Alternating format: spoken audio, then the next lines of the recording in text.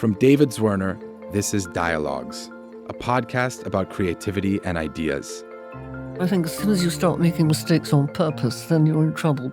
So far, I haven't done it. If there's a flick or correction, it's because I haven't liked what's underneath. I'm Lucas Zwirner, editorial director of David Zwirner Books. In every episode on the podcast, we'll introduce you to a surprising pairing. We're taking the artists we work with at the gallery and putting them in conversation with some of the world's most extraordinary makers and thinkers.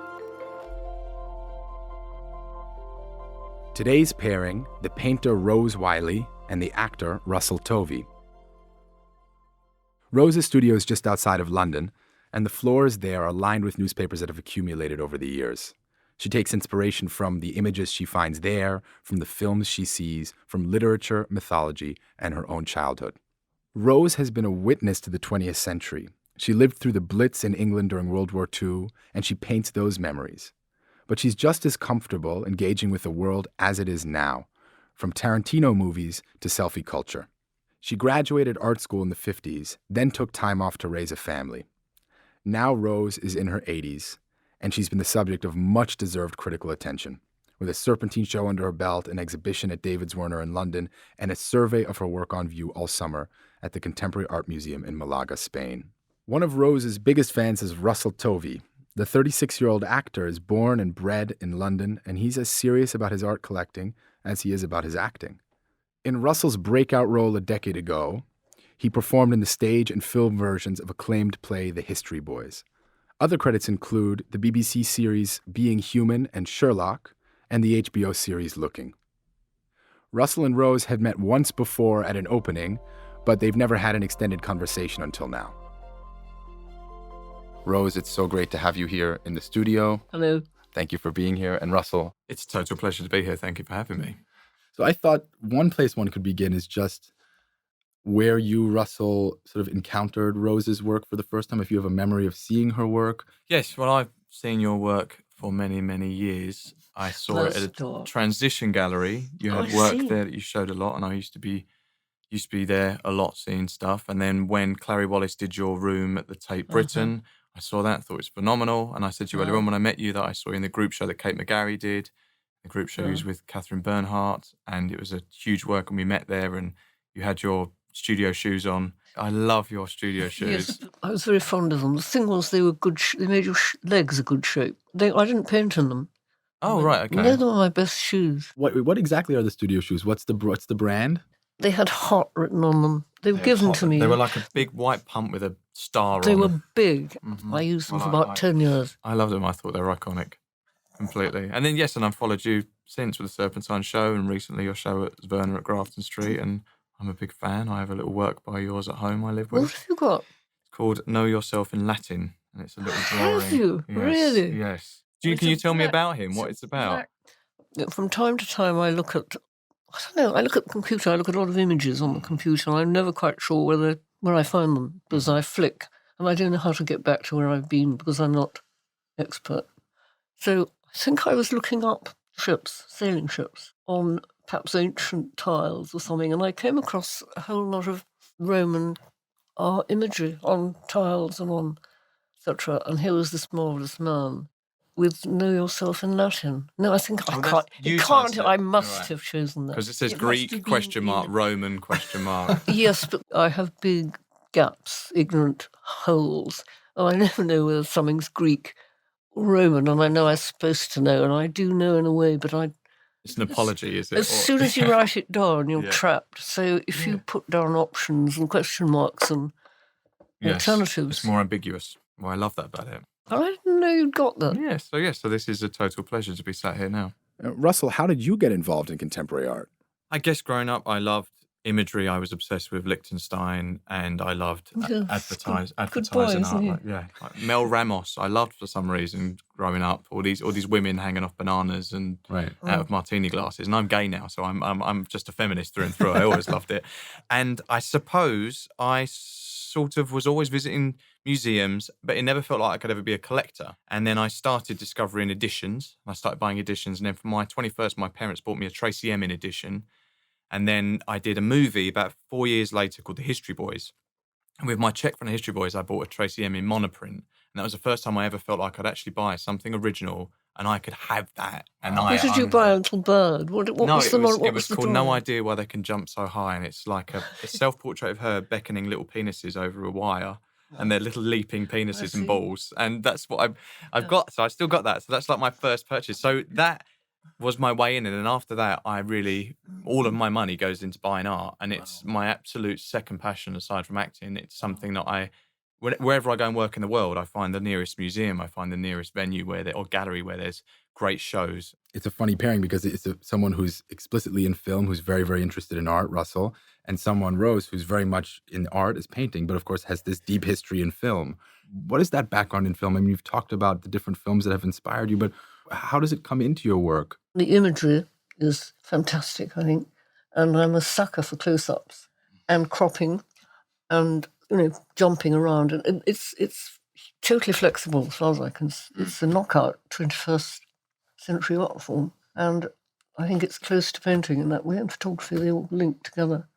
Would you see a still of a movie scene online or in physical form and then copy that, or would you see a movie then kind of like visually remember scenes and then go back and paint them? I've never copied a still. I could try it next. The next sort of thing to do is a possibility. I love film posters too. I like vulgarity. There's a kind of immediate vulgarity and high street quality that comes into film posters that you used not to find in art proper. But what I do is to watch the film and then think, that's it. That's just that image. It's great. But then when you come to do it, you can't quite remember how it went. It fades as you do it. There's not necessarily a huge connection from the painting to the film when you've finished it. There could be a bit, but then I don't go back and check. There are 3 paintings up right now at Zwirner in London based on natural-born killers. Tell me about those, Rose. How did you pick those moments? I went back on a set of drawings and found 4 natural-born killer drawings. I did the drawings close to the time of the film and then forgot about the drawings. And then I was looking for images and I found for drawings and I've just picked them. But they came from a hugely good memory of the film. Where does your mind go when you paint, Rose? Well, it's certainly not on the road outside because I don't hear anything. I don't hear the traffic. I never play music because I wouldn't hear it. So it is like a trance-like state. I suppose it is. It's cut off. It's cut out, isn't it? It's cut out, and you're not thinking about what's happening to the house or what's happening when your tooth hurts or anything. When you can lose yourself in that kind of cloud, there's nothing better, is there? No. You do something and you think that's okay, but there comes a point when you suddenly think that's it. I think. Yeah. And that's exhilaration, but that's not trance quite. I don't know quite how that fits into, but it's connected to being removed from normal activity and stuff. If I start sometimes, it goes on, it finishes, it's perfectly okay, but you look at a photograph of it at an earlier stage and you think it was better then. Or why didn't I leave it? Why didn't I leave it like that? So the thing but then that becomes organic because you can then try to get back to that early stage. But then you've got two paintings which are related. And then you might go on and then again you wish you'd left it like that. And that's why you get sets and series. So for you, a series actually comes out of, in a way, wanting to return to an earlier state. Yes, and particularly with photography and with the computer and photography. It's very quick. You can look at it and think, why did I change it? One of the nice things about having an actor and a painter together is the question of the character, of how one selects. Because, of course, the same question one could ask, how does one pick moments to paint? Sort of what speaks to you when you're engaging with a script or when you're thinking about a character? I mean, is there sort of something that immediately hits you when you're looking for something? Yeah. Dialogue is number one thing, and I can normally tell. Is this before you pick the script at all in the first place? Yeah. So within the first 2 or 3 pages, if you get the whole script, I normally know what the character is, or if I want to play him, I can sort of tell. And you can tell that with writing, because good writing is just magic. It gets your bubbles in the blood fizzing. That's what it feels like. And then afterwards, if it's really cool people, that helps. If you're given that and you're going to be working with a lot of instinctive actors and you're going to have the opportunity to improvise, then that's incredibly exciting because you know that's... That's like a painting. Yeah, you're improvising on a canvas or paper. That's something you're doing that wasn't there before you did it. Exactly. Yeah. It wasn't. With a script, it was there.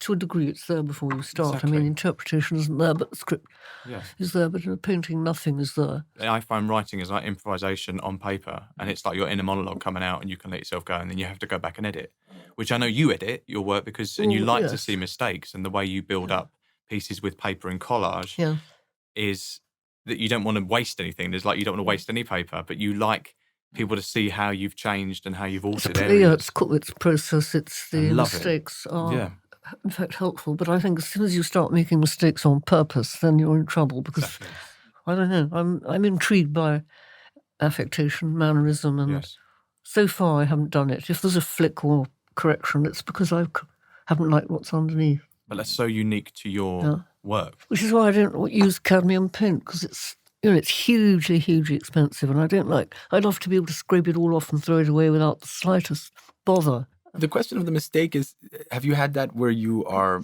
either on stage or making a film where actually a mistake leads to the perfect take? Yeah, the wrong is right. That comes from being instinctive, and if you're instinctive, then you don't really make too many mistakes. You know in the ballpark where you're meant to pitch it, but sometimes you can go off-piste.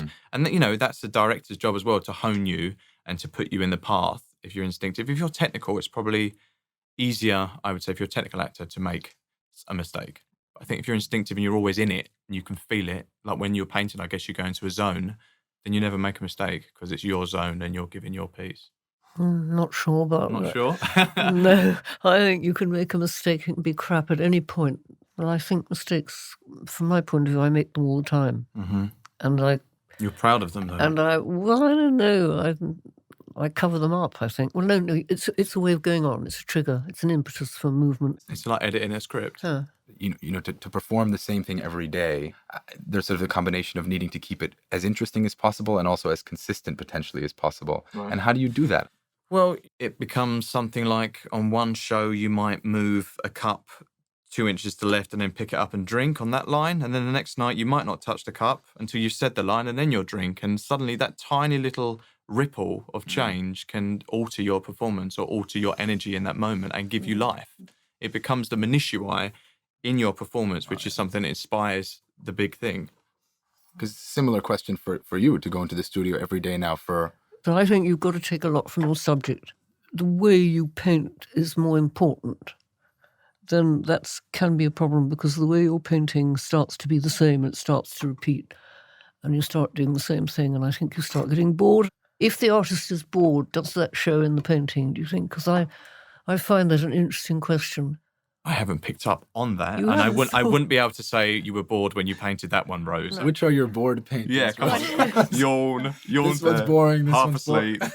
You need the paintings that aren't as good as the knockout to make you realise that that's a knockout. Because if everything's a knockout, because otherwise you can't judge. You've got no sense of judgment. Yes. Yeah. So you're not for a perfect world, then. No. You're not. No, I like to have all the shit there to see, and then I can see. Then I can throw glitter on it and let it shine. I like that. Yeah. But it is an interesting question. I mean, I think from an actor's point of view, presumably that energy. If you're bored and you go into performance, presumably that's going to be visible quite immediately, or if you're tired. Yeah, but then you get in trouble. Yeah, exactly. That's your job, is to entertain. So if they'll be like, come on, the audience will know. But the worst thing ever is when you lose an audience if you're on stage, and you can sense that. Must be very difficult. It is very difficult, yeah. When you feel you losing them, or you can see people shuffling, or you hear a noise or a cough, it's disheartening. But when you are doing a scene and a monologue and you can hear a pin drop, there's nothing better in the world. You're commanding a room of like 1,000 people with your voice and your presence. That's amazing. One of the worst experiences I've ever had on stage ever was I was doing a play on Broadway and I couldn't sleep, and I got given a sleeping tablet, and it's before a matinee, and I didn't sleep on the sleeping tablet. And then I got on stage and I was completely like on another plane. And then I remember I had this line and I twisted the line, and then I had a complete meltdown in my head. But I remember thinking, just open your mouth, and I opened my mouth and the words just came out. But all the other actors are looking at me very strange on stage, and I went off, and afterwards they were like, you just went somewhere then. Where the hell did you go? I was like, I have no idea, but I opened my mouth and the words came out, but I'm just in this sleeping tablet. And that whole show, it's like I was in a trance, but having to go out there. And as soon as you walk out, there was no furniture, no set. I was barefoot, and as soon as you walk out, all eyes are on you. And it was horrific. horrific. Then I slept in between shows, and then the evening show was one of the best I ever did. So it was like I was terrified to go back. Show. Yeah, but you do have muscle memory. You do have that ability, that kind of like extra gas cylinder that's there just to power you through on them moments. Right.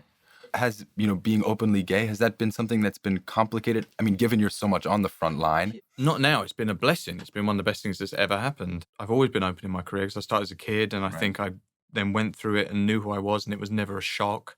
I think when I finally decided to really claim gay roles when they came in, it changed everything. It opened it up. Because I read something beautiful. You talked about this role you played, Ray, right, as a superhero.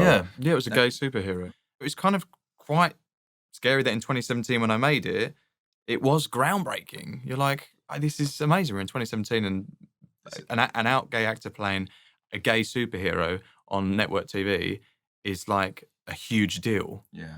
And that's done now. So the next one I come along and it'd be calmer. Do you know what I mean? And then it'll start normalizing, which is where it should be. Yeah. But for me to be that reference point, to be pivotal to that is the biggest honor ever. I was hoping we could maybe go back in time a little bit, maybe a little bit about your early childhood experiences with or without art. I remember at the age of 15, my mother thought she'd take me to the Prado. And that was my first sort of brush with art. And the Prado, the trip, it was 1948, I think. So it was very bleak. Spain was very bleak because of the war. And on the way back, we went to the Louvre. Now, they were both very boring from my point of view. Both of the trips I found. These are my first meetings with big art. And what was boring about them? Just they didn't connect with? Oh, they were just big Bible paintings. They don't grip you, I don't think. And that's how I saw them. So I had no way of getting into this. So the art, having gone to the project and seen these guys, didn't really affect me until later on. You thought of yourself as an artist relatively early on? Probably. Well, I don't like performance, I don't like memory, I don't like maths, so it suited me, it absolutely suited me. And I like doing, and I like colours. I've always liked pictures. I think working by myself and without performing and without other people, I've always found attractive. I think that the dependence of just on myself, I think that's the responsibility that we've got. And I like that. I mean, certainly your memories of certain aspects of childhood, right, Rose? I mean, they sort of come up again and again in the paintings. I think the war probably had something to do with it because it was a kind of exciting moment, from the point of view, bombs coming down and air raids and stuff. So that's, from a child's point of view, that was quite special, quite unusual. So you found that exciting rather than traumatic? Oh, well, I wasn't really frightened because it was going on all the time. That's not what you had. That was what was. It wasn't something that, it might be more frightening for you suddenly if you had it, but if you're into it and it's going on all the time, it wasn't so much frightening. Did you know you were going to be an actor quite early? I mean, from like 10, 11, my early influences like Home Alone, and The Goonies, Dead Poets Society, Stand By Me, these sort of seminal children's movies of like the 80s, early 90s that really affected me and made me want to go into that. I desperately wanted to be American. I desperately wanted to be a runaway and experience that and look for One-Eyed Willie and find gold. And I got went to a drama club and got an agent, kids agent, and then kept going. And then through theatre, my career went in the path it's gone. Do you think those films affected the type of art that you were then drawn to, the sort of type of visual art that you were drawn to? I definitely liked pop art, bright colours. I loved Patrick Caulfield. I loved Keith Haring. I loved Andy Warhol. I love Keith Haring. I think he's a very good bloke. And I think I love the naive. I love the. But why do you like Warhol then? Because he's different a bit, isn't he? Because the colours, I guess, and the images were very popular culture, and the way he reproduced those. I think him as a person itself, I remember feeling fascinated by seeing that video of him eating a cheeseburger that lasts like 10 minutes. And he's like, I'm Andy Warhol and I just ate a cheeseburger in New York. And I remember just being like, what? Yeah, what? This is so mundane, but it's so exciting. Wow. He looked good. Yeah. Like, what? And there's no one like that. And, Basquiat. You like Basquiat? Yeah, he did. I mean, more so when I was younger. I love his work, but I've seen a lot. It seems to be everywhere. Yeah, but now when you see a Basquiat and a Warhol picture, when they did a combination the collaborations are the best. Did you? Yes, but did Love you tend to prefer one or the other or not? You just like the collaboration? I love the collaboration. I love there's like a General Electric logo that Andy Warhol did, and then Basquiat works over the top of that. I think it's in like Versace collection or something. Yeah. Phenomenal. Just the energy in that of them two combining, and the freshness, and how much that was. You just never saw anything like that at the time. What they did, that they became such a reference point, and they worked together. That's just incredibly historical. Yeah. Would you ever collaborate, Rose? I haven't tried it. I haven't ever thought of it. It's a bit of a drab idea, I think. You do something good, and then the other person does a bit off, and then you come back on there, and then they hate you because it's full of. I'd say it was full of difficulty from start to finish. Right. Best avoid it. Take us through the physicality, a little bit of the physicality of some of the paintings. I mean, they're big. You've talked about that people don't expect women to make paintings this big. I mean, something that I'm sure has been you've pushed back against. But what is the actual physical process like? And I like walking around the painting. I like to be able to walk along with a line. And I don't think it's more tiring because you just have a bigger brush, It's more physical. But it's less up your arse than sort of fiddling, than fiddling around with little bits of paper. And you do fiddle around with little bits of paper as well. I do either big paintings or quite small drawings. And I like adding things too. I think it is organic, it's growth. Then at the same time as I think you can grow too much, so growth is an idea. Or Rome, things get too big. And so having said that I like paintings to go on and extend, I actually also think that there comes a point when you don't extend anymore. I do like big paintings. I like mountains and lakes. I like that kind of stuff. The sea I like. Yeah. Dramatic. I like drama, with theatre, drama. You love drama, yeah. All your work is drama. I mean, people say to me, I haven't got a big house. I can't get your paintings into my house. Why don't you make smaller paintings? So my house isn't big, but I can get double sets of double paintings in it very, very easily. You just got to clear out the other furniture, clear a bit out, good light. Minimise, and then... Good lighting. One chair and a big painting by you. Yeah. Sell the rest of the art. Yeah, exactly. Yeah. You don't need anything else. Even in a small room where I've seen your work, it isn't claustrophobic, even though it's big and no, it's not, is it? It's busy, but it's not claustrophobic. You don't feel like it's sitting on your shoulder. There's space in the paintings too, right? There's a lot of canvas, and also that allows you to bank canvases up and put them together, so the painting isn't a little prescribed rectangle with an edge. You can add. Yeah. So at any point you can put 2 or 4 and 6 together. The ceiling would be nice too, to use the ceiling. Yeah, and then you kind of have to bend your head back. Italians have done it. I mean, it's not new, but it's not often done. Sure. I don't think it's done all the time. For hundreds of years. It's been hanging around. Yeah. Yes, quite. You would like the paneling to go up. It wouldn't be sort of like free. Wouldn't just be on the ceiling. It would be almost leading up to the ceiling. It would be stapled on or whatever. I would do it in the normal way in units, and then it would just spread around in all directions.